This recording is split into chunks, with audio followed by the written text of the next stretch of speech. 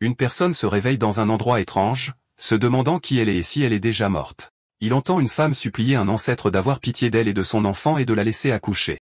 La réponse est un refus catégorique, une autre voix confirmant que la vallée du dieu de la médecine a déterminé que l'origine de la mère a été endommagée, que son talent inné est insuffisant et que le fœtus dans son ventre a une base ordinaire. Cette voix continue de se demander comment le clan Luo a pu produire une telle progéniture sans devenir la risée des autres clans, ce qui pousse le héros à s'interroger sur la source de la conversation et sur ce que signifie être un fœtus avec une déficience innée. Soudain, il réalise l'horrible vérité. Il a été transporté dans un monde fantastique en tant qu'enfant à naître. Il voit sa mère enceinte devant lui et réalise qu'il est l'enfant avec la déficience innée dont il parle. Il remarque que l'aîné Zhongzhu semble déterminé à l'abandonner, et il contemple la cruauté de ce monde régi par la force, où les faibles sont abandonnés même en tant que fœtus. La mère, Shantian, demande s'il est d'accord avec cette décision. Shantian lui crie dessus, se demandant comment son enfant avec des os de racines endommagés pourrait partager les ressources et la chance du clan Luo, le comparant au fœtus de Yune, qui est considéré comme un corps céleste. La mère répond avec colère, rappelant à Shantian que c'est elle qui lui a transféré son énergie véritable innée pour le sauver lorsqu'il a été blessé et inconscient, et que cet acte est ce qui a causé les dommages aux os de racines de son enfant. Shantian ne lui donne qu'un seul choix, soit quitter le clan Luo, soit abandonner son enfant. La mère est choquée par ces options. Le fœtus se demande quel genre d'ordure forcerait une mère à prendre une telle décision et attend avec impatience le choix de sa mère. La mère, dont le nom est révélé être Zhang Kuishin, prend sa décision et annonce qu'elle quittera le clan Luo. L'aîné et Shantian la regardent avec choc. Jiang Xixin déclare que sa vie et sa mort avec son enfant n'ont plus rien à voir avec le clan Luo à partir de ce jour. L'enfant jure à sa mère que même s'il est un enfant faible avec des os de racines endommagés, il travaillera dur pour cultiver, et qu'ils gagneront leur dignité ensemble. À ce moment de détermination, un système électronique appelé le système d'éclosion tardive apparaît devant lui, qui lui a été lié parce qu'il a montré la détermination de cultiver. Il est choqué et excité d'avoir un système, mais il se fâche rapidement contre son nom, criant qu'il n'est même pas encore né pour être un retardataire. Il découvre que le nom complet du système est système de grandeur d'éclosion tardive et pense à la façon dont le système le pousse à travailler dur alors qu'il est encore dans le ventre, puis se demande si ce système est arrivé 300 ans trop tôt. Le système lui montre un aperçu de son avenir difficile, où lui et sa mère, Zhang Kuishin, seront incapables de cultiver et seront soumis au ridicule et au mépris de tous. Le système continue d'afficher l'avenir tragique de l'enfant, montrant comment son demi-frère a atteint le Tao alors qu'il dépend des pilules que sa mère a mendiées pour rester en vie et lui montrant que sa détermination à défier le destin ne vient qu'après la mort de sa mère. Le fœtus rejette catégoriquement ce destin, criant au système d'arrêter de montrer cette vision tragique. Réalisant que le système est arrivé 300 ans plus tôt, il décide de transformer sa vie d'un échec en un triomphe et jure qu'il réécrira son histoire pour devenir un miracle qui balayera les cieux. Le système lui présente une mission de débutant, cultiver volontairement pour la première fois et émerveiller sa mère. La récompense étant la fusion avec le corps sacré archaïque, il est stupéfait. Et le système explique que ce corps accorde une force physique invincible capable de défier les anciens empereurs. Il réalise qu'avec ce don, il peut définitivement défier le destin. Profitant d'être dans le ventre pour faire circuler facilement l'énergie spirituelle par la respiration fœtale, sa mère ressent l'étrange activité à l'intérieur d'elle et se demande avec choc si son fils a déjà commencé à cultiver alors qu'il est encore dans son ventre. Le système annonce l'achèvement de la mission et commence le processus de fusion avec le corps sacré archaïque, ce qui active l'héritage des anciens sages. La mère remarque un étrange phénomène ressemblant à la foudre à l'extérieur. Dans sa conscience, elle voit des visions d'anciens empereurs devant lesquels les héros ne sont rien. La mère sent un flux d'essence spirituelle dorée réparer ses fondations endommagées, et sa confusion grandit quant à la façon dont un tel phénomène pourrait provenir de son enfant soi-disant déficient. Le système explique le chemin de la culture, qui commence par les 3 royaumes inférieurs, la transformation du sang, le ciel des cavernes et la manifestation de l'esprit, chacun composé de 10 niveaux, et mentionne qu'atteindre certains rangs avant l'âge adulte est un signe de génie suprême. On dit que celui qui peut percer la manifestation de l'esprit avant d'atteindre l'âge adulte et atteindre le royaume vénérable même à son premier niveau est considéré comme un miracle parmi les miracles. C'est ce qu'on appelle le destin. Le système affiche le nouveau statut de l'enfant, maintenant nommé Zhang Wang, avec son corps sacré archaïque ayant atteint le premier niveau de transformation du sang, puis progressant rapidement à travers les 2e, 3e et 4e niveaux. Zhang Wang déclare que ce moment est le point de départ pour défier et réécrire son destin. Ailleurs, la mère arrive dans une grande résidence et annonce son retour auprès de son frère aîné et de sa belle-sœur, où elle est reçue par son frère aîné, Zhang Wang, et sa femme, Zhang Zixing. Le frère explique à sa sœur qu'ils sont allés chercher de l'aide auprès d'une secte supérieure pour soigner son enfant parce que personne n'ose mettre en colère le clan Luo.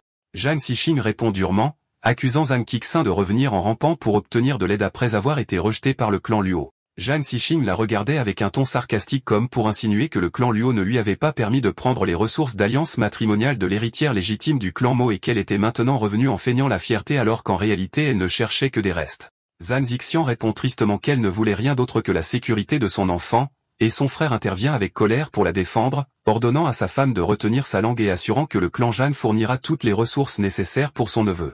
Le frère aîné, Zhang Wang, essaie de calmer sa sœur, Zhang Qixin, lui demandant de ne pas être affectée par les paroles dures de sa femme, expliquant qu'elle n'a que la langue acérée mais qu'elle a en fait bon cœur. Zhang Quixin lui assure que cela ne la dérange pas et qu'elle connaît bien la nature de sa belle-sœur. Pendant ce temps, le fœtus Zhang Wang pensait que sa mère n'était pas maltraitée comme il s'y attendait. Au contraire, il ressentait une chaleur et un accueil dans le clan Zhang qui dépassait de loin ce qu'il avait vécu dans le clan Luo. Ses pensées sont interrompues par l'arrivée des parents de Zhang Quixin qui annoncent leur retour et qu'ils ont amené avec eux une figure distinguée, Sage Miao, du palais de création sage. Le fœtus est fasciné par la beauté époustouflante du sage, pensant que cette beauté est digne d'un monde fantastique de Zangxia. Soudain, le fœtus est surpris par la réapparition de son système électronique, qui lui présente une nouvelle mission sous le nom de grandeur d'éclosion tardive. Zhang Wang réalise que le système doit réagir automatiquement lorsqu'il rencontre une personne puissante et décide que Sage Miao est sa meilleure option pour le moment. Il décide que s'il montre son talent tôt, cela fera en sorte que le clan valorise davantage sa mère. La mère, Zhang Qixin, s'avance et demande respectueusement l'aide du sage, tandis que le fœtus prévoit d'étonner le sage avec la puissance de son corps sacré archaïque. Le sage demande à tout le monde d'attendre dehors, leur disant qu'elle examinera le fœtus avec le patient à l'intérieur de la salle. Le sage rassure la mère en lui disant qu'elle n'utilisera aucun pouvoir spirituel pour stimuler le fœtus parce qu'il est faible. Le sage place sa main sur le poignet de la mère pour vérifier son état. Le fœtus entend le mot faible et pense sarcastiquement, la défiant de dire cela à son corps sacré archaïque. Dès que le sage pose sa main sur le poignet de la mère, son expression change, et elle sent une aura terrifiante provenant de l'air primordial chaotique. La mère lui demande avec inquiétude ce qui se passe, et le sage s'enquiert avec étonnement si cet enfant a déjà été diagnostiqué comme manquant de pouvoir inné. La mère confirme que c'était le diagnostic des guérisseurs du clan Luo. Le sage décide qu'elle verra par elle-même la profondeur du potentiel de cet enfant et commence à utiliser son pouvoir pour l'examiner. Le fœtus sent que son futur maître n'est pas encore satisfait, alors il décide de montrer toute sa puissance et ordonne à son corps sacré archaïque de s'ouvrir. Le sage note que ce petit refuse toujours d'abandonner et admire son esprit combatif, disant que si elle n'était pas venue ici par hasard, le monde aurait perdu un génie inégalé. La mère est complètement stupéfaite. Puisque les personnes présentes ne connaissent pas la vraie nature de la structure osseuse innée du fœtus, le sage suggère d'utiliser son trésor spécial qui révèle la vérité de toute chose pour faire briller une lumière sur lui. La mère la remercie avec une profonde gratitude. Lorsque le sage et la mère sortent de la salle, l'anxiété règne parmi les membres du clan qui attendent à l'extérieur, pensant que l'examen s'est terminé rapidement parce que l'enfant ne pouvait pas être sauvé. Le sage leur dit de ne pas laisser leurs pensées s'emballer, puis annonce que l'enfant dans son ventre n'est pas seulement indemne, mais possède en fait un talent inégalé. Sage Miao confirme que ce qu'elle vient d'examiner est la vérité et considère que c'est sa bonne fortune d'être venu ici et d'avoir été témoin de cette affaire. Le grand-père reste perplexe, se demandant comment son petit-fils peut être si talentueux alors qu'on lui avait dit qu'il manquait de talent naturel.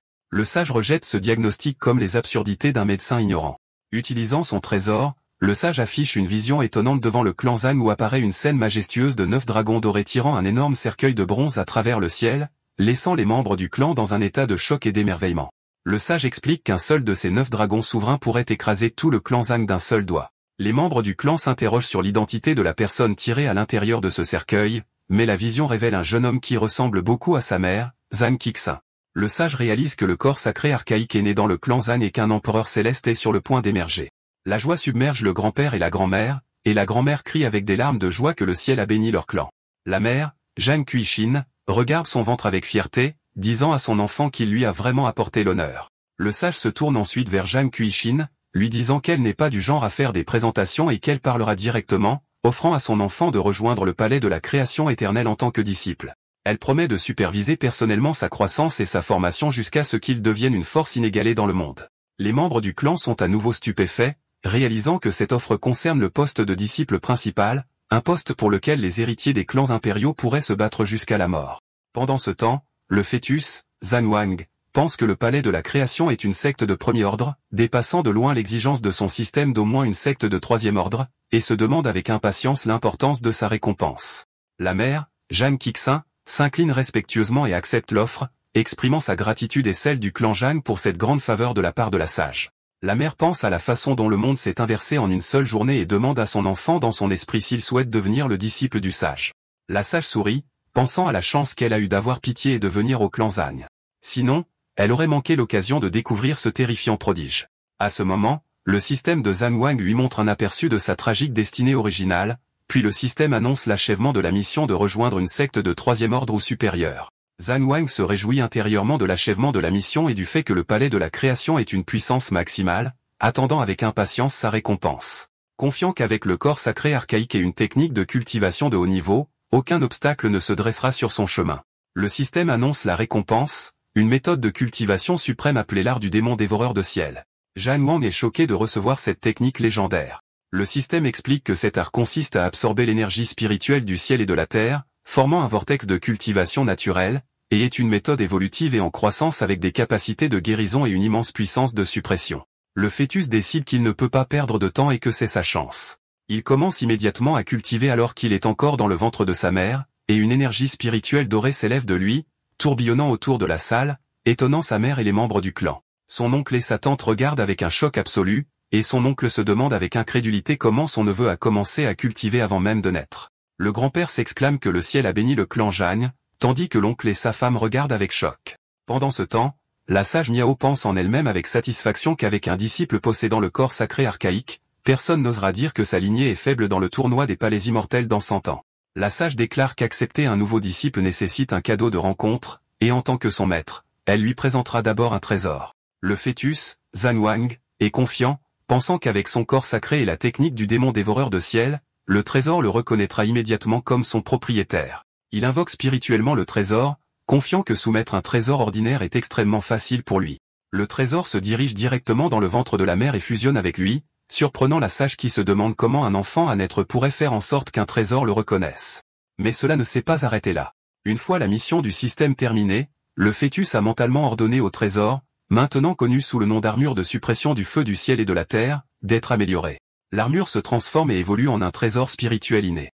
Les membres de la famille sont émerveillés, s'interrogeant sur la nature de cette scène incroyable et sur la façon dont un enfant à naître pourrait soumettre et améliorer un trésor. La sage admet en elle-même qu'elle avait l'intention d'aider le garçon à fusionner avec le trésor, mais il l'a non seulement soumis par lui-même. Son corps sacré a même réussi à l'améliorer en un trésor spirituel inné. La sage décide qu'avec un trésor spirituel inné lié à lui, aucun cultivateur ordinaire ne pourra lui faire de mal. Elle annonce qu'elle reviendra personnellement lorsque Zhang Wang atteindra le royaume céleste de la grotte pour le guider vers la secte et l'emmener explorer le vaste monde de la cultivation. 3 jours plus tard, un groupe de soldats de la grande dynastie divine Xia arrive. Ils font irruption dans la salle du clan Zhang et exigent que le responsable sorte immédiatement. La mère, Zhang Qixin, réalise immédiatement qu'ils ont entendu la nouvelle de son expulsion et de celle de son fils du clan Luo et qu'ils sont venus annuler ses fiançailles. Alors que le fœtus se moque de cette situation classique, jurant que cette dynastie regrettera sa décision dès sa naissance. Le chef des soldats s'adresse à l'oncle du fœtus, Zhang Wang, lui rappelant le mariage arrangé il y a des décennies. L'oncle demande avec colère pourquoi ils ont pris d'assaut leur salle de cette manière. Le chef se présente comme le général Wokui et annonce officiellement que l'accord de mariage a été annulé. L'oncle entre dans une colère noire, leur criant que c'était leur dynastie qui avait recherché ce mariage politique en premier lieu, et maintenant ils viennent l'annuler sans aucun respect pour le clan Zhang.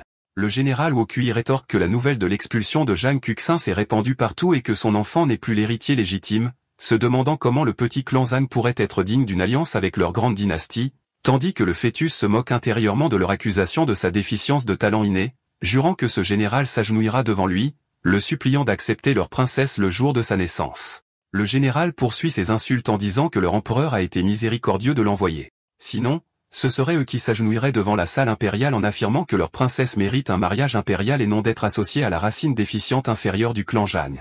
L'oncle menace de l'exécuter pour son insolence et pour avoir calomnié son neveu chez eux. Le général se moque de l'oncle et se déplace pour attaquer le fœtus afin de se débarrasser des ordures inutiles. Le fœtus est enragé par la tentative de nuire à sa mère. Soudain, une énorme main spirituelle apparaît et arrête l'attaque du général, qui crie de surprise en appelant les anciens Xuanming. 2 anciens apparaissent, riant, se moquant du grand-père de la famille et offrant de le former. Le général Wokui a présenté les 2 anciens, expliquant qu'ils étaient les anciens Xuanming, des cultivateurs de la cour de leur dynastie, tandis que le fœtus, Zhang Wang, a noté en lui-même que le niveau de cultivation de ces 2 vieux fantômes n'était pas bas. L'oncle a crié avec colère, accusant la grande dynastie Jia de s'allier à ces anciens notoires et honteux et s'est demandé si leur dynastie ressentait de la honte. L'un des anciens a répondu avec colère, demandant à l'oncle avec condescendance si c'était à son tour de parler. L'un des anciens a attaqué l'oncle, forçant le grand-père à intervenir pour le protéger, qui a été repoussé avec force tout en l'attrapant. Dans le chaos, l'autre ancien a profité de l'occasion pour lancer une attaque d'épée mortelle sur la mère enceinte, Zhang Kuishin, ricanant que le vieux grand-père ne serait pas capable de protéger tout le monde. Immédiatement, le système du fœtus a émis un avertissement de menace mortelle et lui a donné une mission d'urgence pour protéger sa mère d'être tuée. Le fœtus était en proie à la fureur, considérant que cibler une femme enceinte était le summum de la dépravation. Zhang Wang a activé l'art du démon dévoreur de ciel, lui ordonnant d'avaler l'attaque. Un vortex s'est formé, attirant le pouvoir spirituel des attaques des anciens, les laissant choqués et déconcertés alors que leur pouvoir disparaissait soudainement. Le grand-père s'est demandé dans la confusion qui était intervenu pour aider la famille Zhang. Les anciens terrifiés ont décidé d'attaquer ensemble, lançant des mains fantomatiques bleues. Le fœtus a répondu en utilisant son trésor spirituel inné, créant la barrière de flammes froides du ciel et de la terre, avec l'intention de les brûler à mort. Les flammes ont éclaté avec une immense puissance, terrifiant les anciens, qui ont réalisé qu'ils étaient confrontés à un trésor spirituel inné et se sont demandé comment une petite famille comme les Zhang pouvait posséder une telle arme. L'un d'eux a exigé que l'entité cachée se révèle et cesse de se cacher dans l'ombre. Le système a annoncé l'achèvement réussi de la mission de survivre à une crise de vie ou de mort, récompensant Zhang Wang avec une pilule de renaissance mystérieuse en 9 tours. Les instructions expliquaient que cette pilule restaure instantanément le pouvoir spirituel après l'ingestion, et le fœtus se sentait confiant, jurant de restaurer l'honneur de la famille Zhang ce jour-là. À des kilomètres de là, la sage Miao a ressenti l'activation du trésor spirituel et s'est émerveillée que son disciple l'ait utilisé seulement 3 jours après son départ. Elle a concentré son pouvoir pour voir ce qui se passait, et une projection spirituelle d'elle est apparue au-dessus de la salle de la famille Zhang, demandant avec colère qui était l'idiot aveugle qui osait nuire à son disciple.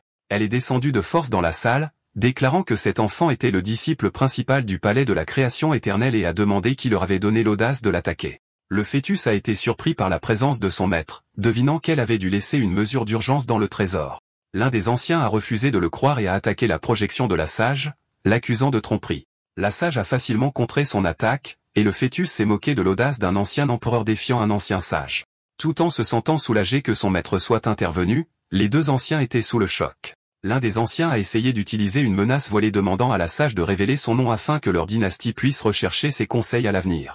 La sage s'est moquée de sa menace déclarant qu'un empereur ancien de 4e ordre n'était même pas digne d'entendre son nom. À ce moment, le grand-père a attaqué en utilisant la grue spirituelle laissée par la sage, la dirigeant vers l'un des anciens, le battant brutalement et l'envoyant s'écraser au sol couvert de sang. Le général Wokui est sous le choc, incapable de croire qu'une simple menace de conscience divine puisse supprimer un ancien empereur et réalise que cette femme est en effet du palais de la création éternelle et que le fils de la famille Zhang, qu'ils avaient rejeté comme une racine mortelle, entrerait réellement dans ce palais, tandis que le fœtus, Zhang Wang, pense en lui-même qu'il est trop tard pour les regrets. L'ancien vaincu exhorte le général à battre en retraite. Alors que le général regarde avec terreur la projection de la sage, pensant en lui-même que ce qui se passe est impossible, il maudit le clan Luo, les traitant d'idiots pour avoir chassé un génie capable d'entrer dans le palais de la création, apportant ainsi le désastre sur la grande dynastie Xia. Le grand-père de la famille Zhang supplie la sage d'épargner la vie de ces opportunistes éhontés afin qu'ils puissent voir de leurs propres yeux quel genre de miracle son petit-fils deviendra à l'avenir.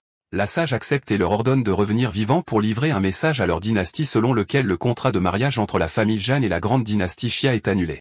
Le fœtus est satisfait de cela, se demandant si son maître a l'intention de l'aider. Mais la sage se ravise et déclare à haute voix que ce n'est pas leur droit d'annuler le mariage de son disciple. Elle libère une force puissante qui repousse les soldats puis leur jette le document d'annulation, déclarant que c'est son disciple qui méprise le mariage avec la princesse de leur dynastie.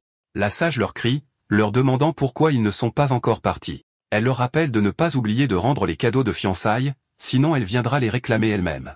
Le général vaincu ne peut qu'accepter à contre-cœur. Après leur départ, les membres de la famille s'inclinent devant la sage, et l'oncle exprime sa gratitude, disant que sans son intervention et l'utilisation du trésor spirituel, la famille Zhang aurait fait face à un désastre. Le grand-père s'avance et offre les profonds remerciements de la famille pour sa grande bonté.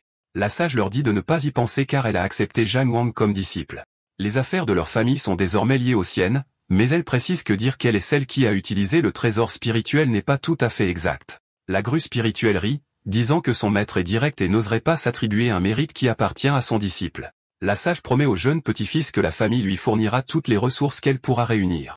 Le fœtus est touché par cela, pensant « Tu es vraiment mon vrai maître ». Le grand-père comprend ce que la sage veut dire et demande aux autres de partir afin qu'ils puissent discuter des choses avec elle en privé. Une fois seul, le grand-père demande à la sage quel genre de constitution physique possède son petit-fils qui lui a permis d'utiliser un trésor spirituel alors qu'il était encore dans le ventre de sa mère. La sage révèle que l'enfant possède le corps sacré archaïque légendaire, laissant le grand-père dans un état de choc total. La sage explique qu'elle-même ne sait pas pourquoi il a pu contrôler le trésor en tant que fœtus, car la dernière apparition d'un tel corps remonte à des centaines de milliers d'années, ajoutant que puisque le petit a déjà commencé à cultiver, personne ne sait à quel point sa puissance sera écrasante à la naissance. La joie submerge le grand-père, et il s'exclame que le ciel a vraiment béni leur clan. La sage l'avertit que les ressources nécessaires pour cultiver le corps sacré archaïque sont immenses et que sa fondation ne doit pas être négligée avant qu'il n'entre officiellement au palais de la création. Le grand-père la remercie pour le rappel et promet que le clan Zhang déploiera toutes ses forces pour jeter des bases solides pour Zhang Wang. La femme de l'oncle célèbre, déclarant que l'ascension du clan Zhang est imminente, et l'oncle s'exclame qu'ils doivent faire regretter au clan Luo leur décision.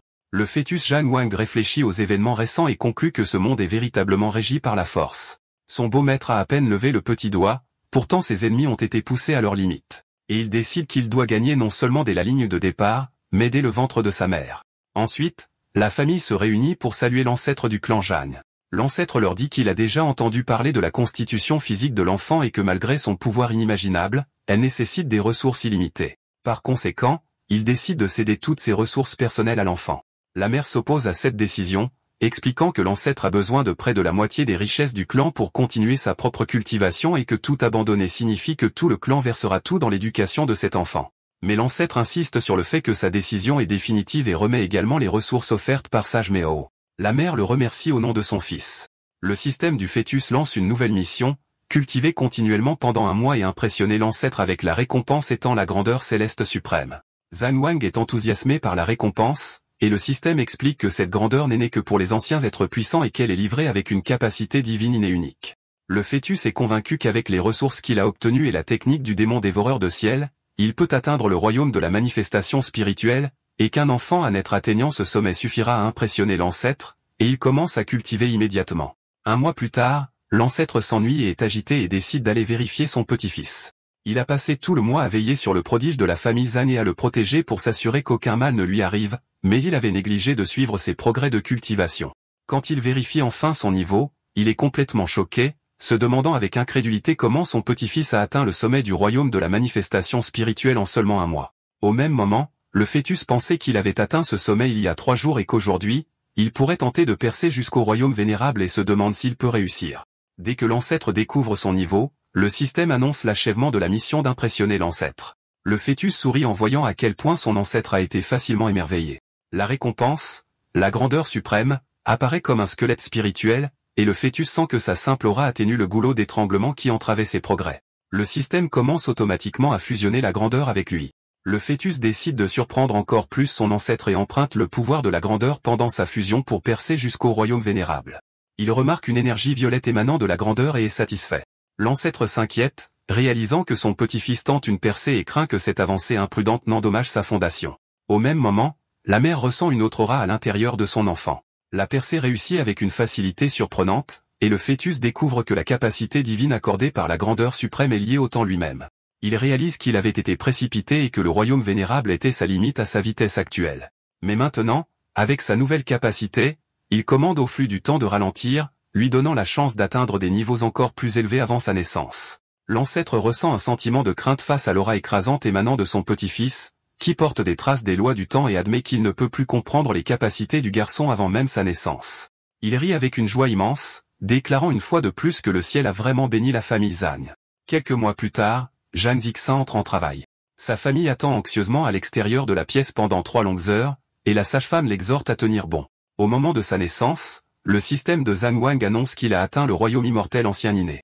Sa naissance provoque un grand phénomène céleste qui attire l'attention de grandes figures de partout qui descendent des nuages pour offrir leurs félicitations. Les spectateurs se demandent comment un véritable immortel ordinaire pourrait provoquer un tel phénomène cosmique, et l'un d'eux réalise que cette vision doit être due à la naissance de l'enfant rejeté par la grande dynastie Xia.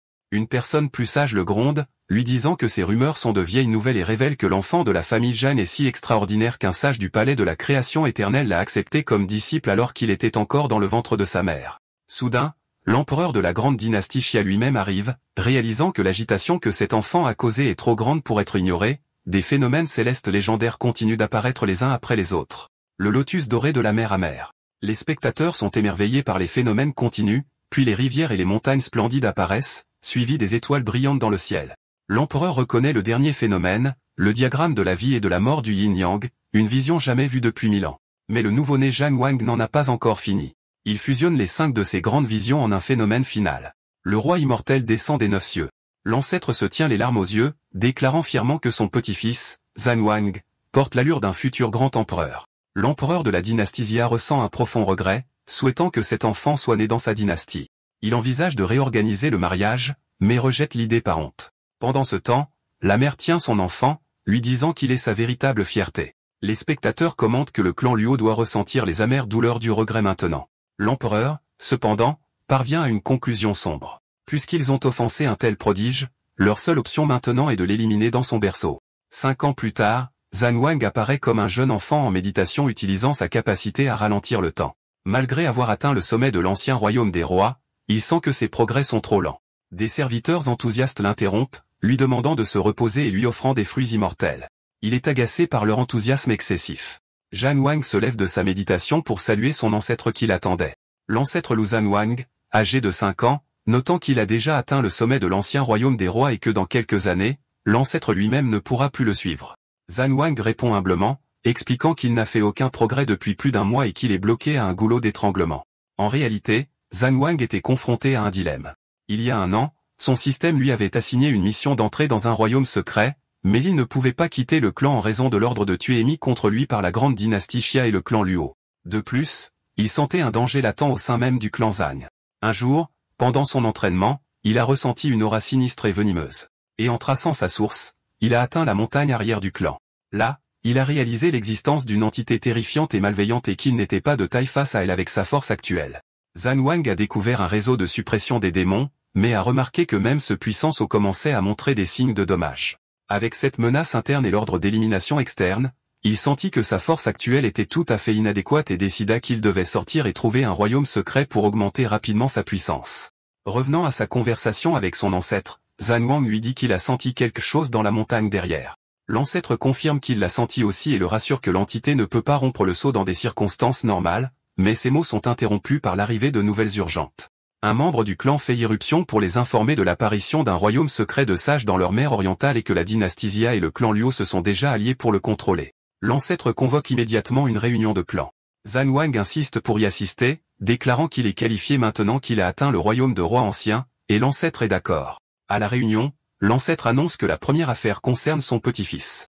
Zhang Wang s'adresse aux personnes présentes, expliquant qu'il a atteint le sommet de son royaume il y a des mois, mais qu'il n'a pas pu progresser et souhaite donc quitter le clan pour acquérir de l'expérience. Après que les participants ont confirmé son niveau, les anciens admirent ses progrès rapides, mais s'opposent fortement à son départ, considérant que c'est trop dangereux et que leurs ennemis ont tendu un piège évident. L'ancêtre suggère de lui acheter une pilule de rupture de l'ancien au lieu de prendre le risque, et l'oncle est d'accord avec la suggestion. Zhang Wang pense que leur appréciation excessive est devenue un fardeau empêchant son développement. Zhang Wang interrompt leur discussion, leur demandant de l'écouter. Il reconnaît leurs préoccupations, mais se demande comment il peut devenir plus fort s'il continue à se cacher derrière le clan à chaque signe de danger.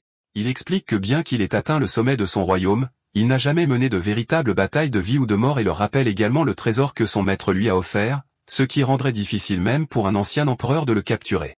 Il les supplie de le laisser sortir et se tremper dans le monde extérieur. Après avoir entendu son argument, l'oncle commente qu'il n'avait pas fait face à de tels dangers à l'âge de 5 ans, et l'ancêtre admet en lui-même que Zhang Wang a gagné le droit de prendre ses propres décisions après avoir surpassé la plupart d'entre eux en culture. L'ancêtre accepte à contre-cœur, mais l'avertit que les génies du clan Luo et de la dynastie Xia sont déjà entrés dans le royaume secret et qu'ils lui ont tendu un piège où des anciens empereurs attendront en embuscade dès que son identité sera révélée. Zhang Wang répond avec une confiance absolue, demandant dédaigneusement, « Juste un ancien empereur ? De quoi y a-t-il à avoir peur ?» L'ancêtre rit bruyamment, impressionné par l'esprit de son petit-fils, et déclare que c'est le véritable esprit du fils de leur clan. Il lui donne la permission d'y aller, mais lui demande d'être prudent, et Zhang Wang le remercie. Il part ensuite immédiatement. Sa mère le regarde partir, priant pour son retour en toute sécurité. Zhang Wang arrive à l'entrée du royaume secret et remarque que l'endroit est animé. Pour recueillir des informations, il s'approche d'un cultivateur et lui demande poliment s'il s'agit du royaume secret des anciens sages. Le cultivateur est initialement ennuyé, mais remarque la qualité des vêtements de Zhang Wang et réalise qu'il pourrait être un jeune maître d'un grand clan. Alors il change de ton et répond par l'affirmative. Zhang Wang prétend être d'une humble secte, puis s'enquiert de la présence de tant d'enfants et de jeunes. Le cultivateur explique amèrement que les grandes puissances, comme la grande dynastie Xia et le clan Luo, ont monopolisé ce royaume, n'autorisant l'entrée qu'aux personnes de moins de 18 ans.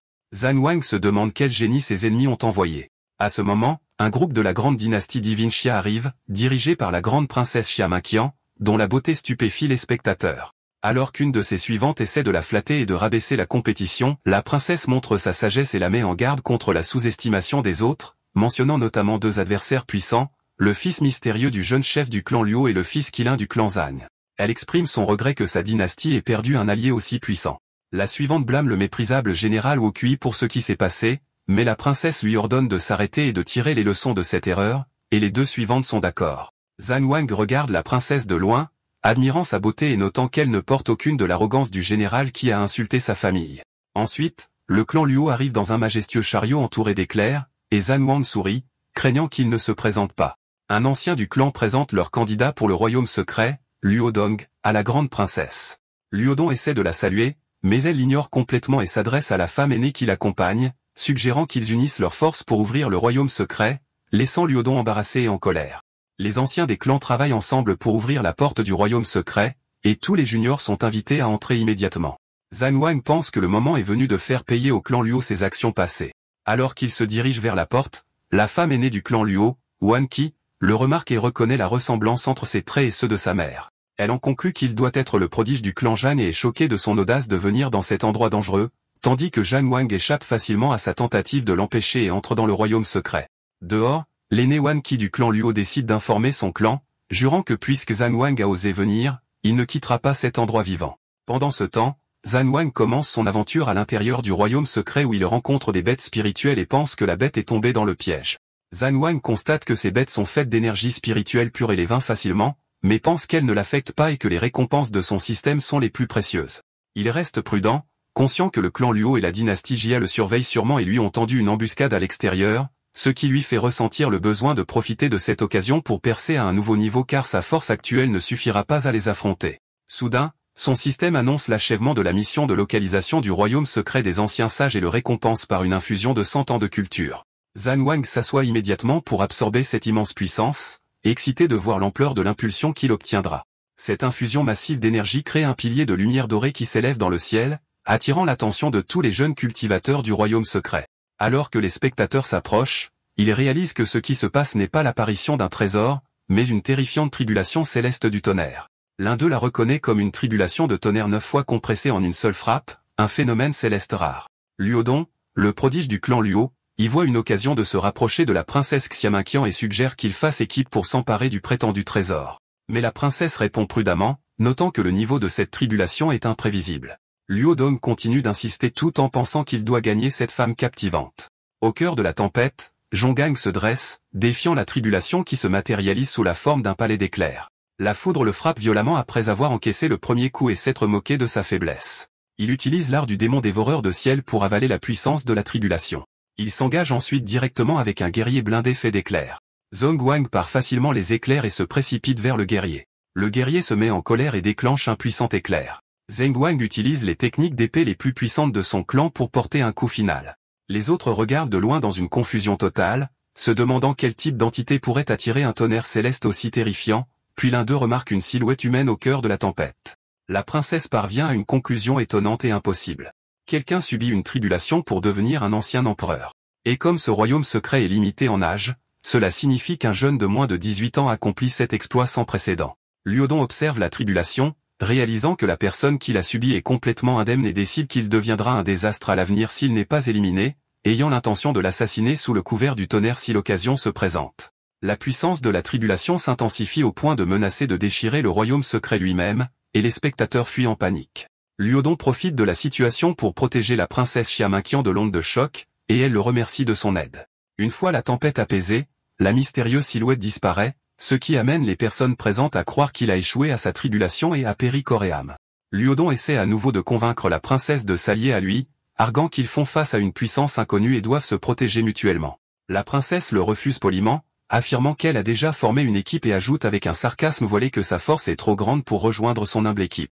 Luo Dong est furieux du rejet et se jure que Xiamaqian est à lui, et personne ne pourra le refuser. La princesse est impressionnée par la beauté de Zhan Wang. Le garçon s'assoit et pense qu'il doit rechercher de nouveaux arts martiaux car l'utilisation des techniques de son clan révélera facilement son identité. La princesse s'approche de lui et attire son attention. Zhan Wang est surpris par sa présence et réalise qu'elle est de la dynastie Xia, mais suppose qu'elle ne l'a pas reconnue. Elle lui demande s'il a peur d'elle, et il commence à jouer le rôle d'un enfant innocent, louant la beauté de la princesse. Son charme fonctionne sur elle, et elle lui pince la joue et loue son courage. Zhan Wang invente une triste histoire, affirmant que son clan est tombé, et il a été forcé d'entrer dans le royaume secret en raison d'un manque de ressources. La princesse le prend en pitié et l'invite à rejoindre son équipe pour sa sécurité, et il accepte avec un enthousiasme fin. Pendant ce temps, Luo Dong ressent une haine intense envers Zhan Wang, en colère que ce morveux, Zhan Wang, ait ruiné ses plans avec la princesse. Il commence à suivre le groupe de la princesse. Peu de temps après, un loup attaque Zhan Wang. Zhan Wang part facilement l'attaque, surprenant la princesse qui s'émerveille de sa force physique. Zhan Wang pense en lui-même qu'il retenait sa puissance et réalise que Luo Dong les suit. Luo Dong apparaît finalement, déclarant qu'il est entré dans ce royaume pour la princesse et utilise un artefact puissant appelé la perle de piégeage antique pour la piéger, tandis que Zhan Wang se moque intérieurement de la puissance de l'artefact. Luo Dong rit maniaquement, révélant son désir pour elle et son corps spécial exquis du 9 yin, ce qui pique l'intérêt de Zhan Wang. Plus tard, autour d'un feu de camp, Zhan Wang continue son numéro, disant à la grande sœur Xia qu'il a peur et demandant s'il peut dormir avec elle.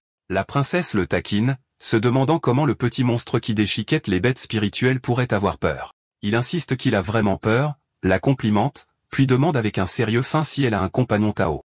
La princesse répond tristement qu'elle n'en a pas. Zhan Wang continue son numéro, feignant la surprise que la princesse Xia Minqian, avec sa beauté et son statut, n'ait pas de prétendant. La princesse lui explique que les hommes qui l'approchent ont toujours des intentions impures et un agenda caché. Quand il l'interroge sur cet agenda, elle révèle son secret, lui demandant s'il a entendu parler du corps exquis du 9 yin. Elle explique que ce corps est extrêmement bénéfique pour ceux qui pratiquent la double cultivation. Et pour cette raison, les sectes maléfiques recherchent des femmes qui possèdent ce corps pour les utiliser comme vaisseau de cultivation. Zhan Wang fait semblant de comprendre, serre le poing avec une colère feinte et jure de la protéger de tous les méchants qui oseraient l'approcher. La princesse sourit devant sa jalousie enfantine et lui dit de se reposer maintenant.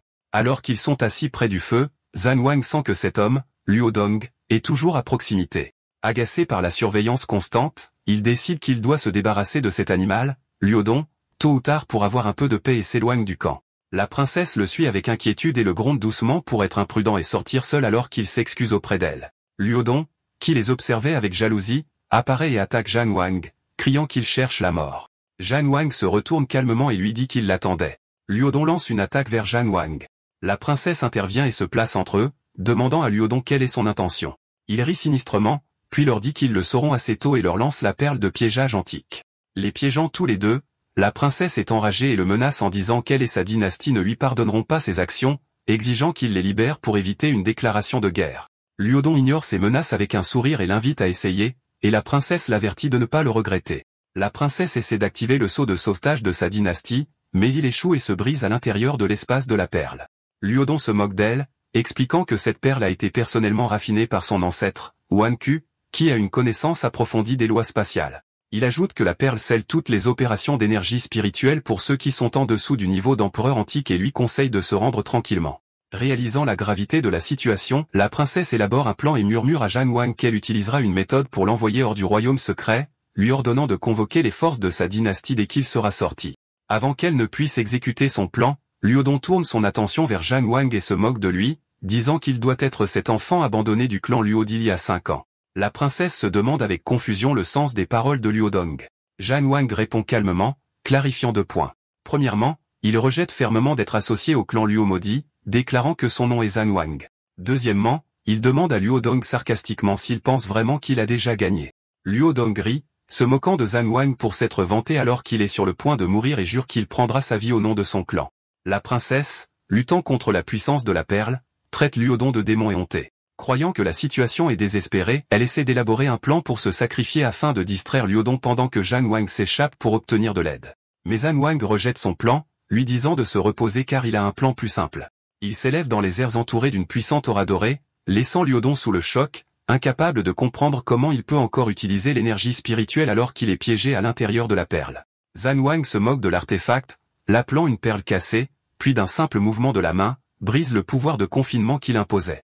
Il apparaît instantanément devant Luo Dong et lui dit qu'il n'aime pas être méprisé, puis lui tape sur le front avec son doigt. Ce simple coup fait dissiper l'énergie spirituelle de Liudon et brise ses os, et il tombe au sol. La princesse observe la scène sous le choc alors que Liudon tombe au sol complètement impuissant, criant que ce qui se passe est impossible. Zhan Wang se tient au-dessus de lui et demande sarcastiquement s'il est maintenant satisfait de la puissance de l'enfant abandonné du clan Luo.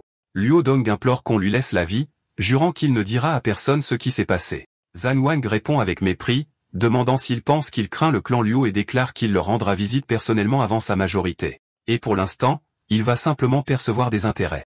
Il plante un noyau doré d'énergie dans le corps de Luo Dong. Luo Dong lui demande avec terreur ce qu'il lui a fait. Zhan Wang explique qu'il n'est pas assoiffé de sang car sa mère lui a enseigné la miséricorde, et il lui donnera donc une chance de courir et d'atteindre son ancêtre pour faire extraire le noyau doré dans le temps qu'il faut pour brûler 3 bâtons d'encens. Et s'il réussit, il pourrait vivre. La princesse essaie d'avertir Zhan Wang que la libération de Liudon entraînera un désastre sur lui et la famille Zhang. Zhan Wang la rassure en disant que ce petit voleur ne pourra pas s'échapper. Alors que Liudon s'enfuit, criant des menaces de vengeance et de destruction de la famille Zhang et jurant d'écraser chaque os du corps de Zhan Wang, ce dernier commence calmement à décompter à partir de 3. Quand il atteint 1, Liudon explose au loin. Zhan Wang se tourne vers la princesse choquée et sourit, disant qu'il plaisantait sur le fait de faire preuve de miséricorde et qu'il écoute rarement sa mère.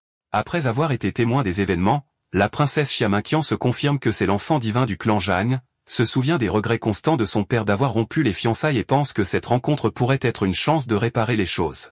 Ils vont ensemble sur le site de l'explosion. Zhan Wang minimise le titre d'enfant divin, affirmant que sa cultivation était forte à la naissance et a juste causé un peu d'agitation. La princesse lui demande ensuite s'il est celui qui a causé la tribulation du tonnerre qui a fait des ravages dans le royaume secret. Il admet calmement qu'il a causé la tribulation, soupirant qu'il ne s'attendait pas à ce qu'une simple tribulation perce le sommet du royaume de l'empereur antique pour provoquer une telle agitation. Il ajoute avec nostalgie que le ciel est jaloux des grands talents. La princesse est stupéfaite par sa puissance et sa confiance, pensant qu'il ressemble à un ancien dieu descendu dans le monde des mortels et se demande ce qu'il deviendra quand il grandira, puis se réprimande pour ses pensées. Zhan Wang remarque son silence et lui demande si elle est bouleversée. Il lui avoue qu'il l'a initialement gardé à ses côtés intentionnellement pour l'utiliser comme appât pour attirer et éliminer Liudon. Elle le rassure en disant qu'elle n'est pas une personne mesquine et qu'elle n'est pas en colère. Au contraire, elle devrait le remercier de l'avoir aidé à éliminer une menace cachée, et Zhan Wang montre des signes de soulagement. Plus tard, près d'un feu de camp, la princesse réfléchit aux rumeurs selon lesquelles le fils Qilin du clan Zhang pourrait être la réincarnation d'un grand empereur antique et estime maintenant que ces rumeurs ont un fondement dans la vérité. Elle s'émerveille de son immense talent, de sa ruse et de son éloquence, concluant que peu de gens de sa génération peuvent se comparer à lui. Zhan Wang interrompt ses pensées et reprend son rôle d'enfant innocent, se demandant à voix haute qui sera le plus chanceux à épouser la grande sœur Shaya à l'avenir, ce qui la déconcerte, et elle s'interroge sur ces questions étranges. Ensuite, sa conversation devient sérieuse. Elle l'avertit qu'il ne réalise pas la gravité de la situation avec le clan Luo, expliquant que Luo Dong était de leur lignée directe et que leurs ancêtres ne laisseront pas l'affaire se régler pacifiquement. Elle lui rappelle également l'embuscade que sa dynastie et le clan Luo lui ont tendue à l'extérieur du royaume secret. Zhan Wang répond avec dédain, disant qu'il tuera Luo en cul d'un seul coup de paume, et la princesse remet en question sa confiance excessive, demandant ce qu'il fera lorsque la véritable puissance du clan Luo descendra sur lui, expliquant que le clan a de nombreux experts puissants. Pour l'aider à s'échapper, elle lui donne un trésor spirituel de son père qui peut dissimuler son aura. Elle insiste pour qu'il le prenne, disant qu'il l'a aidé et que la grande dynastie Xia ne restera pas nécessairement son ennemi. Zhan Wang accepte le cadeau mais clarifie sa position. Leur amitié est personnelle, mais il n'a aucune sympathie pour sa dynastie et il jure de faire payer au général Wu Kui l'insulte faite à sa mère et le tort causé à son clan. Dans une décision surprenante, la princesse lui demande « Et si nous vous livrions Wu Kui ?» Zhan Wang demande à la princesse Xiaominqian si elle a vraiment le pouvoir d'exiger la remise de Wu Kui. Elle explique que son père a été trompé, c'est pourquoi il a envisagé de rompre les fiançailles. Elle lui assure que si la remise de Wu Kui améliore les relations avec lui et la grande dynastie Xia, son père soumettra naturellement Wu Kui à son jugement. Elle lui offre ensuite un pendentif de jade en guise de gage. Zhan Wang lui rappelle qu'elle, sœur aînée Xia, l'a vu au sommet de l'ancien royaume de l'empereur de ses propres yeux. C'est pourquoi elle pense qu'il est digne de convaincre l'empereur humain, son père, de livrer Wu Kui. Mais il souligne que son père n'a jamais vu cette force, et que le reste du monde est encore moins susceptible de croire une telle affirmation. Pour eux, il n'est qu'un enfant abandonné par le clan Luo qui possède peut-être un certain talent. Elle répond que cette préoccupation ne s'applique qu'à l'affaire de Wu Kui, puis lui demande clairement s'il refuse son pendentif de jade. Zhan Wang répond qu'il ne veut pas que son ami endure ce qu'il a vécu. Il lui rappelle qu'elle est la grande princesse de la grande dynastie Xia, et que chacun de ses mots et de ses actions est observé par d'innombrables yeux. Il jure qu'il ne leur donnera aucune raison de juger son choix de se lier d'amitié avec lui comme une erreur, et il ne leur donnera aucune excuse pour se moquer ou la rabaisser. Elle est légèrement émue, pensant qu'elle est son amie. Zhang Wang continue, expliquant qu'il comprend ses intentions, et que pour cette même raison, il ne peut pas accepter le pendentif à la légère. Cela lui coûterait son respect de soi. Il déclare qu'il doit d'abord prouver au monde à quel point son choix de lui faire confiance était juste, et alors seulement il pourra accepter le pendentif avec honneur. Elle se lève en pensant que malgré son jeune âge, il est éloquent car chaque excuse qu'il a est basée sur des principes. Elle espère qu'il s'assurera qu'il ne fait pas que parler. Zhang Wang se lève à son tour, lui demandant d'attendre, affirmant qu'à partir d'aujourd'hui, le nom de Zhang Wang résonnera dans toute la grande dynastie d'Ivinxia. Ensuite, Zhang Wang utilise une méthode de communication spirituelle pour appeler son maître, lui demandant si elle est là. La projection spirituelle de Sage Miao apparaît, lui reprochant qu'il l'oublie les jours normaux. Mais maintenant que les ennuis sont arrivés, il se souvient de son vieux maître solitaire. Zhang Wang sourit et lui demande de ne pas le sous-estimer, expliquant qu'il n'a qu'une seule requête. Il explique que le novice du clan Luo qu'il a blessé, Luo Dong, a été tué. Mais il y a toujours une ancienne impératrice de 4e niveau nommée Luo Qi, l'aînée Wan Qi, qu'il a l'intention de tuer. Il avertit que si Luo Qi meurt, un ancien sage du clan Luo apparaîtra sûrement. Par conséquent, Zhang Wang supplie son maître de mettre en place une formation qui empêche l'ancien sage du clan Luo de découvrir son emplacement actuel pendant le temps qu'il faut pour qu'un bâton d'encens brûle, lui assurant qu'il a ses propres moyens d'évasion. Elle accepte, disant que ceux qui cultivent le Tao devraient agir comme il le souhaite et qu'elle l'aidera. Zhang Wang pense qu'il ne lui reste plus qu'à faire de son mieux, puis s'envole dans le ciel et appelle à haute voix les compagnons taoïstes à l'entendre. Il annonce que lui, Zhang Wang, est sur le point de nettoyer ce royaume secret et les avertit qu'il utilisera toute sa puissance et ne peut garantir leur sécurité. Il leur ordonne de monter au ciel et de se rassembler derrière lui dans un délai d'un quart d'heure, les considérant comme avertis. Il menace quiconque ne se conforme pas en subira les conséquences. La princesse Xia Minqian répond immédiatement en ordonnant aux habitants de la grande dynastie Xia de s'élever dans le ciel avec elle. Ses assistants hésitent, l'un demandant à l'autre si elle croit vraiment Zhang Wang, soulignant qu'il n'est après tout qu'un enfant de 5 ans. Elle se tourne vers eux avec un sourire froid, leur demandant s'ils remettent en question le jugement de la grande princesse. Ailleurs dans le royaume secret, d'autres cultivateurs la remarquent, elle et son groupe, qui montent. L'un se demande s'il devrait suivre puisque même les gens de la dynastie divine sont partis, tandis que d'autres décident de suivre, raisonnant qu'ils ont travaillé dur pour arriver jusqu'ici et ne veulent pas que rien ne tourne mal. 2 jeunes hommes restent au sol.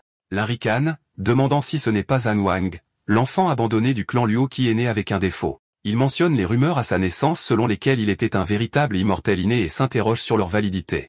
L'autre ajoute avec mépris que la grande princesse de la dynastie Xia s'est enfuie par peur aussi, la traitant de lâche et se demandant comment elle pourrait jamais atteindre le grand Tao. Zhang Wang les regarde d'en haut, leur disant qu'il leur a donné assez de temps et qu'ils ont provoqué cela eux-mêmes. Il sourit en répétant leurs mots avec dédain, demandant s'il traite son ami de lâche et d'incapable d'atteindre le grand Tao. Il défie les 2 jeunes hommes, leur disant de les laisser voir, alors comment ils atteindront le grand Tao sous son épée. Il crie ensuite le mot coupé, déclenchant une attaque massive de lumière d'épée du ciel vers les cultivateurs qui sont restés au sol. Zhang Wang attaque les cultivateurs restant au sol avec une frappe massive de lumière d'épée. La frappe touche les 2 hommes qui se moquaient de la princesse, l'un essayant de la bloquer avec son épée tout en criant de douleur, et son attaque anéantit également le reste des bêtes. Après l'attaque, ses assistants regardent Zhang Wang dans le ciel sous le choc. L'une se demande s'il l'a vraiment fait, s'émerveillant de ce genre de pouvoir et se demandant si Zhang Wang n'est vraiment qu'un enfant. La princesse Xia Minqian reste stupéfaite, pensant si c'est le pouvoir qu'il voulait montrer à son père, l'empereur. Puis elle se blâme, se demandant comment elle a oublié de sortir la pierre d'enregistrement pour enregistrer ce qui s'est passé. Pendant ce temps, Zhang Wang pense que son pouvoir spirituel a été entièrement restauré. Zhang Wang se tourne ensuite vers les autres cultivateurs qui l'ont suivi dans le ciel et les remercie de l'avoir cru. Il déclare qu'il n'est pas une personne avide et suggère qu'il partage tout ce pouvoir spirituel. Les cultivateurs se réjouissent de sa générosité.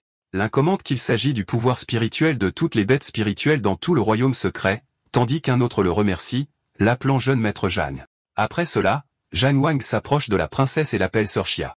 Il sourit et lui offre une boule d'énergie spirituelle dorée, lui disant qu'il a déjà mis de côté le pouvoir spirituel nécessaire à son avancement. Elle est surprise, lui demandant comment il a refusé d'accepter son pendentif de jade, mais maintenant il veut qu'elle accepte son pouvoir spirituel.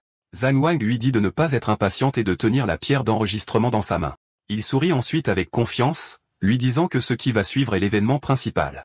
Pendant ce temps, à l'extérieur du royaume secret où sont campées les armées de la dynastie Xia et du clan Luo, une faille spatiale massive s'ouvre soudainement dans le ciel. Les soldats paniqués se demandent comment cela a pu arriver, notant que cette faille ne peut être ouverte que par quelqu'un dans le royaume de l'empereur immortel et s'émerveillant qu'il y ait un empereur immortel à l'intérieur du royaume secret. L'aîné du clan Luo observe la scène, pensant que Liudon a dû utiliser le 9e corps spirituel Yin de Xiaominqian pour percer dans le royaume de l'empereur immortel et considère que les cieux bénissent vraiment le clan Luo. Cependant, Zhang Wang et la princesse Xiaominqian émergent de la faille spatiale. Elle reconnaît le visage de Zhang Wang et crie « Non ». Elle appelle avec colère un bâtard de la famille Zhang qui a osé venir dans le royaume secret, considérant cela comme un mépris total pour le clan Luo. Zhang Wang se tourne vers la princesse et lui demande si elle est prête. Elle répond de lui laisser faire. Elle s'avance et s'adresse aux soldats de la grande dynastie divine Xia, leur ordonnant d'écouter son commandement. Elle donne ensuite l'ordre d'une retraite complète. Les soldats, y compris le général Xia, sont choqués et crient leur incrédulité face à l'ordre. Le général Xia lui demande avec inquiétude si ce sale gosse de Zhang l'a prise en otage. Elle le rassure et lui dit d'être à l'aise, confirmant que c'est elle qui a donné l'ordre de les protéger tous. Il se moque de ses mots, murmurant que ses paroles sont ridicules. Il pense qu'ils n'auront d'autre choix que de protéger la princesse eux-mêmes lorsque le clan Luo attaquera. Malgré sa confusion, il relaie l'ordre et ordonne à ses troupes de partir. Les navires et les chars de la grande dynastie Xia commencent à se retirer dans les nuages. L'aîné du clan Luo regarde leur retraite, puis tourne son regard furieux vers Zhang Wang. Elle le traite de bâtard de la famille Zhan et le gronde d'être sale malgré son jeune âge, lui demandant sarcastiquement s'il pense que protéger la princesse le gardera en sécurité. Elle jure que puisqu'il a osé venir dans le royaume secret aujourd'hui, personne ne pourra le sauver. Zhang Wang répond calmement, disant que c'est ce qu'on attend du clan Luo, qui a toujours lancé des plans méprisables auxquels même les enfants ne penseraient pas. Puisque son clan l'a invité ici, il se demande comment il pourrait refuser. Elle entre dans une rage folle face à son arrogance, le traitant de sale gosse arrogant. Elle donne l'ordre au clan Luo de ne pas avoir besoin de l'aide de la divine dynastie Xia contre un enfant de 5 ans et leur ordonne de le tuer. Les forces du clan Luo répondent à l'unisson, oui, et chargent pour attaquer Zhang Wang et la princesse. Alors que les forces de la dynastie Xia se retirent, un jeune guerrier les regarde en arrière, criant que le clan Luo va trop loin et exigeant que même s'il tue le garçon, il devrait au moins laisser partir les gens de la divine dynastie Ji. Elle le remarque, lance une attaque énergétique sur lui et lui crie de trop parler et lui ordonne de mourir, et le garçon crie de douleur. Une autre guerrière crie de peur, exhortant les autres à se retirer rapidement tandis que Zhang Wang et la princesse Xiaominqian se tiennent calmement. L'aîné du clan Luo, Luo Qi, crie à Zhang Wang de cesser de rêver. Elle explique que même si les deux généraux de la grande dynastie Xia qui sont à peine entrés dans le royaume de l'empereur immortel l'aidaient, ils ne sont pas de taille face à elle car elle, la vieille femme, a déjà atteint le 4e ciel du royaume de l'empereur immortel. Elle ajoute que même s'ils faisaient équipe, ils ne sont pas de taille face à elle. Elle lui propose ensuite un marché. S'il lui dit où se trouve le jeune maître de son clan, Liudon, elle pourrait lui laisser un cadavre complet. Zhang Wang répond sarcastiquement, demandant si cette ordure inutile était le génie de son clan, Liudon. Il retourne ensuite une petite bourse dans sa main et en disperse le contenu, lui disant moqueusement qu'il pourrait encore y avoir des restes de lui dans cette bourse et lui suggère d'aller les ramasser. Elle explose de rage, le traitant de bâtard et criant comment il ose faire ça. Elle ordonne ensuite à tous les membres de son clan d'attaquer ensemble, jurant qu'elle réduira ses os en poussière. Zhang Wang se tient à côté de la princesse Xiaominqian. Il annonce que le temps qu'il faut à un bâton d'encens pour brûler et tout le temps qu'il reste à vivre à ses vers, les forces Luo. L'aîné charge d'attaquer, criant qu'il doit mourir. À ce moment-là, Zhang Wang se met en position et appelle son maître, Sage Miao. Sage Miao répond immédiatement, activant la formation de scellement spirituel du changement d'ombre et commande le saut. Des chaînes spirituelles massives descendent du ciel, scellant complètement la zone autour de Zhang Wang à l'intérieur de la formation. Elle, Luo Qi, se demande sous le choc ce qu'est cette formation, notant qu'elle porte le pouvoir d'un saint. Zhang Wang se tenait fermement, sa voix faisant trembler l'atmosphère alors qu'il maudissait ses ennemis du clan Luo, appelant à leur mort. Alors que Zhang Wang maudit ses ennemis, il active sa grande technique, l'art du démon dévoreur de ciel, libérant sa puissance. Le vortex spirituel bleu massif s'étend dans le ciel, semant le chaos et la panique parmi les soldats du clan Luo et leurs chars. Les soldats commencent à crier de terreur, sentant leur puissance spirituelle s'épuiser alors que le vortex avale tout sur son passage, y compris les chevaux et les chars de guerre. Le vortex géant domine la scène, continuant d'attirer toutes les forces ennemies vers son centre. Les hommes de l'aîné Luo qui se retrouvent incapables de tenir.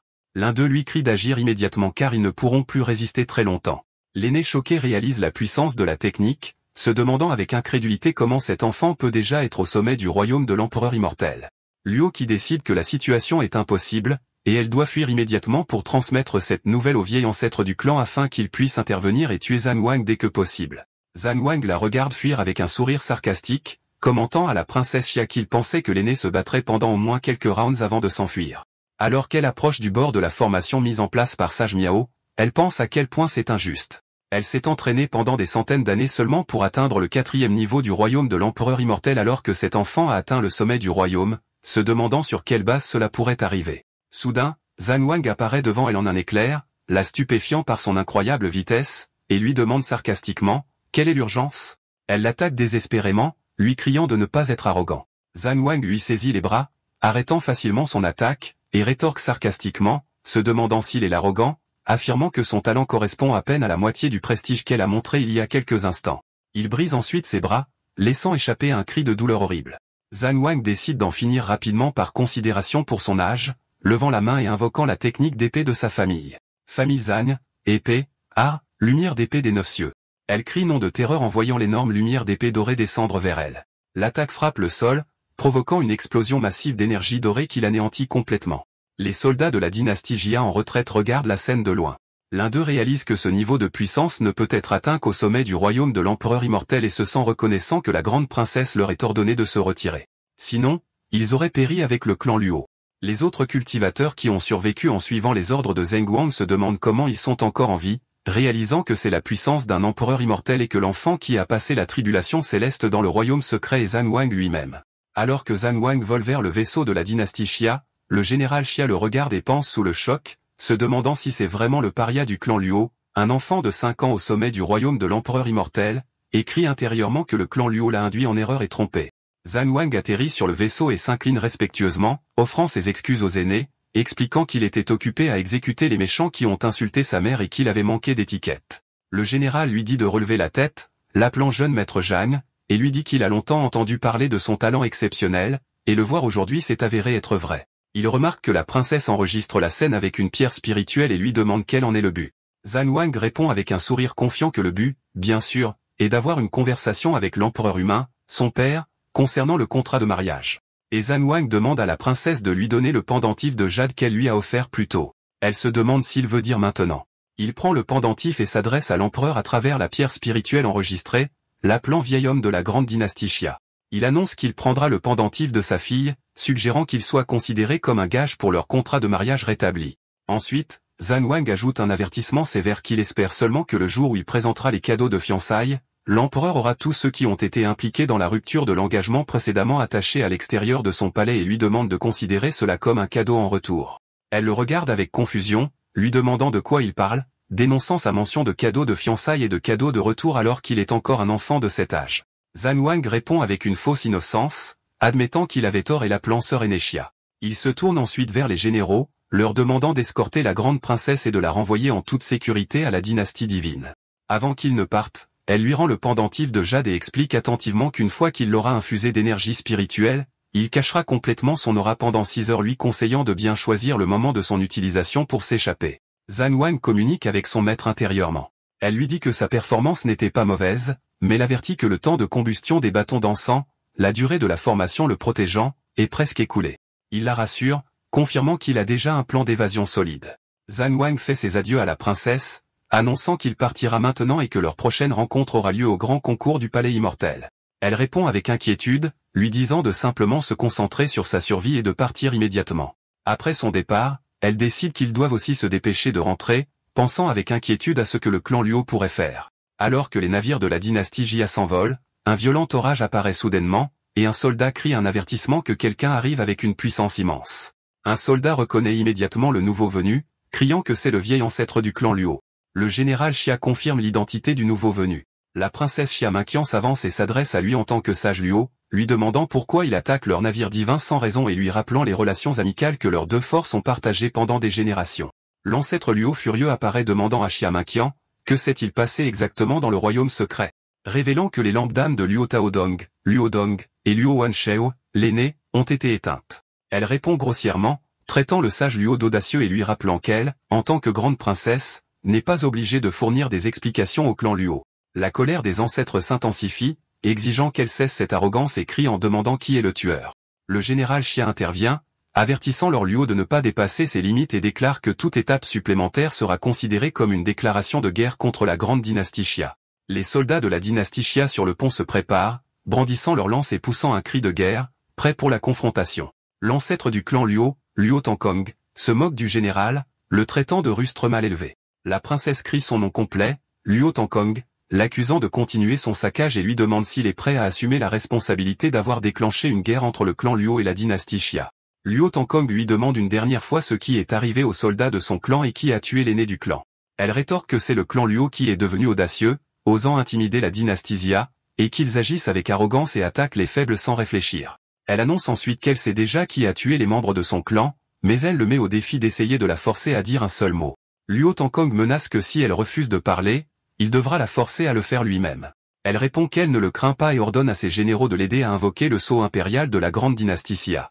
Les généraux répondent immédiatement, rejoignant la princesse dans un rituel qui invoque un dragon d'or massif représentant la puissance de la dynastie. Luo Tangkong est choqué, se demandant comment l'empereur Xia a permis à sa fille d'utiliser un sceau aussi puissant. Luo Tangkong ressent l'immense pression de la veine de dragon de la dynastie Xia et réalise qu'il ne peut pas affronter seul la puissance de toute une dynastie divine. La princesse, soutenue par la puissance du dragon, l'avertit que le clan impérial de la dynastie Xia ne s'est jamais rendu à un ennemi. Elle menace de lui prendre la tête même si cela lui coûte son âme divine s'il continue à bloquer leur chemin et lui donne une dernière chance de se retirer. Luo Tangkong lance un regard furieux et déclare que cette affaire ne s'arrêtera pas là.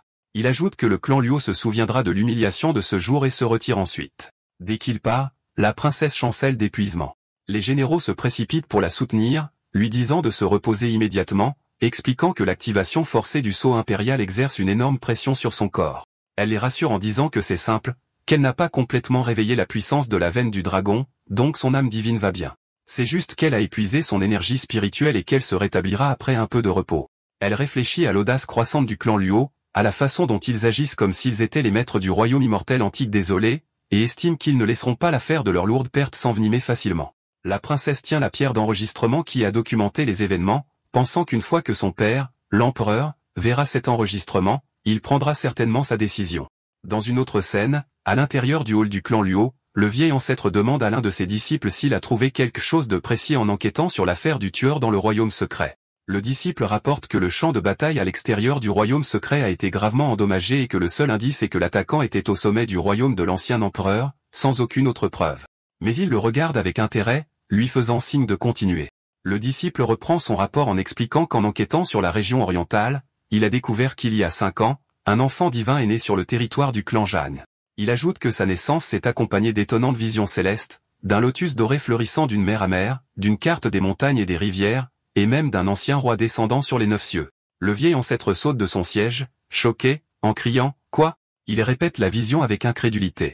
Un ancien roi descendant sur les 9 cieux, expliquant qu'une telle vision ne peut se produire qu'avec la naissance du légendaire corps sacré archaïque.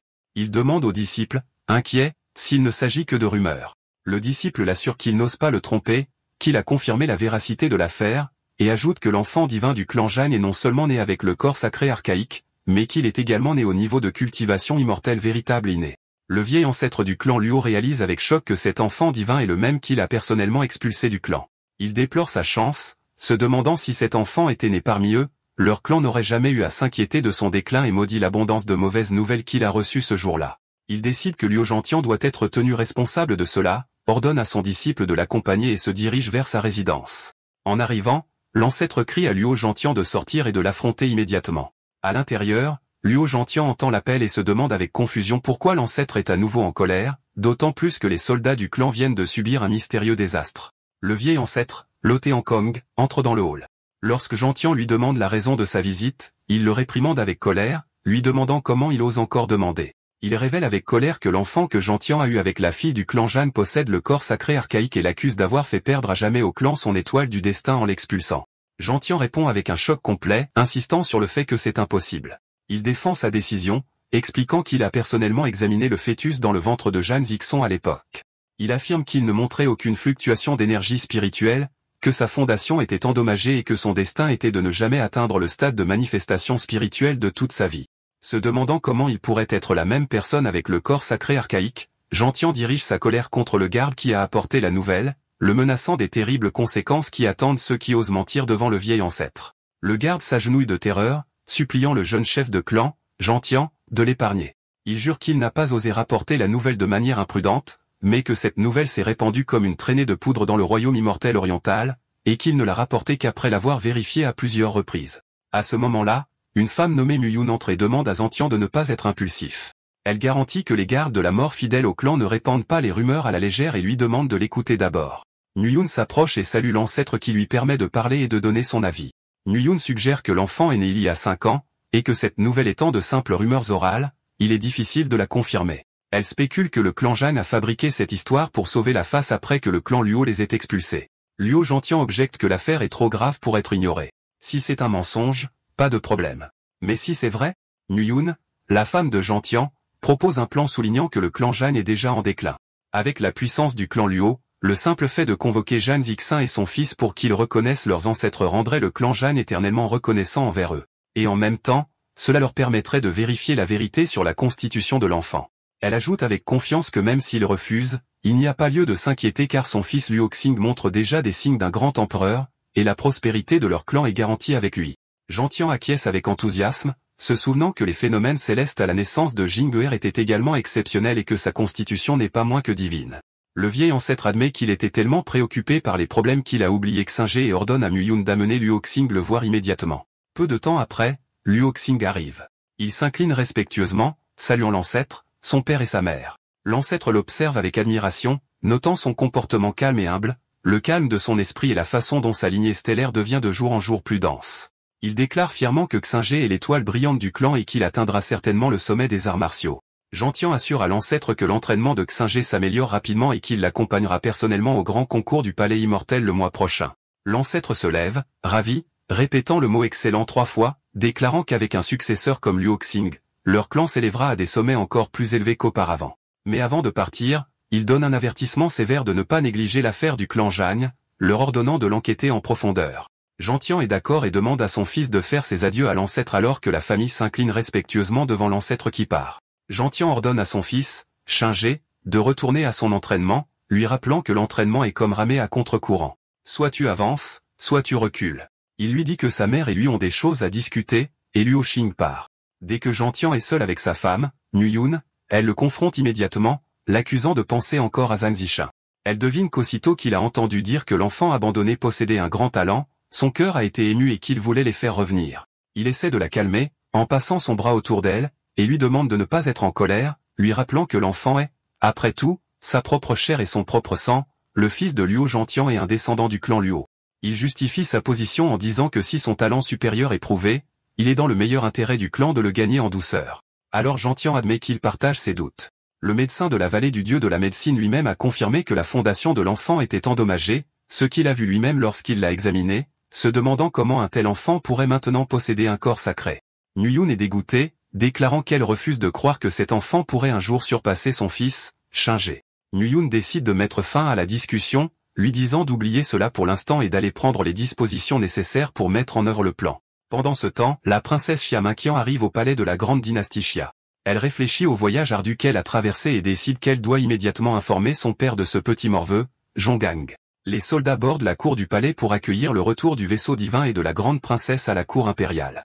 La princesse débarque avec ses généraux, remercie les soldats pour leurs efforts et annonce que le vaisseau divin est désormais sous leur responsabilité. Les soldats la saluent. Elle informe ses généraux qu'elle ira d'abord voir son père royal, l'empereur, pour lui rendre compte des événements d'aujourd'hui et leur ordonne de garder le secret absolu sur cette affaire jusqu'à ce que sa majesté prenne sa décision. Ils affirment leur engagement. La princesse Xia Mengqian se dirige à travers les couloirs du palais vers la grande salle où l'empereur l'attend. La princesse entre dans la salle du trône, salue son père, l'empereur, et rapporte qu'elle est revenue du royaume secret avec de grands gains et qu'elle n'a pas déshonoré le nom de la grande dynastie Xia. Il l'accueille, l'appelant Qianor, et lui demande de s'approcher pour qu'il puisse l'inspecter. Il remarque qu'elle a utilisé le sceau impérial et qu'elle est revenue précipitamment, lui demandant quel danger elle a affronté. Elle le rassure et lui demande de ne pas s'inquiéter, confirmant qu'elle n'a pas été blessée et que pas même la poussière n'a touché ses vêtements.